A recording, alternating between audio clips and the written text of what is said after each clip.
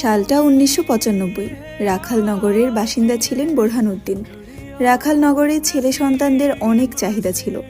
যখনই কোনো মেয়ে বা মহিলা গর্ভবতী হয় তখন থেকে বাচ্চা ভূমিষ্ঠ হওয়ার আগ পর্যন্ত তাদের গবেষণা চলতে থাকে। ঠিক ওই সময় বোরহানউদ্দিনের বউ গুলবাহার 4 বারের মতো গর্ভধারণ করেন। আগেও তিনি 3 বার সন্তান জন্ম দিয়েছে, কিন্তু দুর্ভাগ্যবশত উনার সন্তান মৃত জন্ম হতো। এই নিয়ে গ্রামের অনেকে বোরহানউদ্দিনকে অনেক কথাও শুনিয়েছে, যেন সে এই গ্রাম ছেড়ে চলে যায় তার গুলবাহারকে নিয়ে। কিন্তু পৈতৃক সূত্রে পাওয়া বাবার বাড়ি ছেড়ে সে যেতে চায় না। তাই এত লাঞ্ছনা সহ্য করেও তিনি এই গ্রামেই পড়ে আছে। গুলবাহার যে 3 বার বাচ্চা জন্ম দিয়েছেন, 3 বারই মেয়ে সন্তান হয়েছে। তাই গ্রামবাসী তাকে অলক্ষ্যও বলতেন, কিন্তু তিনি কাউকে কিচ্ছু বলতেন না, কারণ উনি ছিল খুব দুর্বল প্রকৃতির। কেউ কিছু বলে গেলে শুধু শুনতেন আর ঘরে এসে জায়নামাজে বসে আল্লাহর কাছে কাঁদতেন। বোরহানউদ্দিন গোলাপ চাষ করত বাড়ির পাশে। সেগুলো বিক্রি করেই তাদের জীবিকা নির্বাহের ব্যবস্থা করত। ধীরে ধীরে সময় ঘনিয়ে এলো।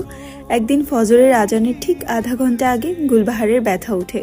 পাশের বাড়ি থেকে একজন বৃদ্ধা মহিলাকে নিয়ে আসে বোরহানউদ্দিন। উনি এসে জানায় গুলবাহারের সন্তান জন্ম দিতে কোনো সাহায্য করতে পারবে না, কারণ গুলবাহার যতবার বাচ্চা জন্ম দেয় মৃত জন্ম দেয়। আর উনি এখানে আসে বলে উনাকে আর কেউ কাজে নেয় না। উনি হচ্ছেন এই গ্রামের দায়মা, কিন্তু গুলবাহারের জন্য ওনাকে এখন সবাই অশুভ ভাবে। ঠিক ওই মুহূর্তে গুলবাহার চিৎকার দিয়ে উঠে। দায়মা আর দাঁড়িয়ে থাকতে পারলেন না, উনি যেয়ে সাহায্য করলেন গুলবাহারকে। ঠিক ফজরের আজানের সময় ফুটফুটে এক মেয়ে জন্ম দেয় গুলবাহার।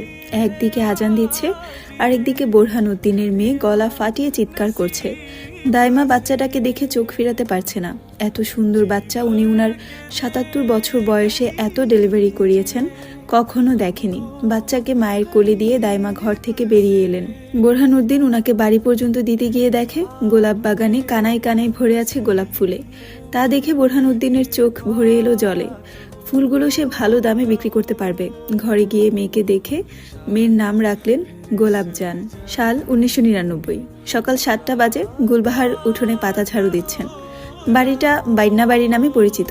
বোরহানউদ্দিনের দাদা একজন স্বর্ণকার ছিলেন, বাবাও ছিলেন, কিন্তু যুদ্ধের সময় তাদের সব কিছু শেষ হয়ে গেছে। বাড়ির মধ্যে 3টে টিনের ঘর, একটি দোচালা আর 2টি কোনো রকমে দাঁড়া করানো। যুদ্ধের সময় পাকিস্তানি বাহিনীরা ওখানে কিছুদিন ছিলেন।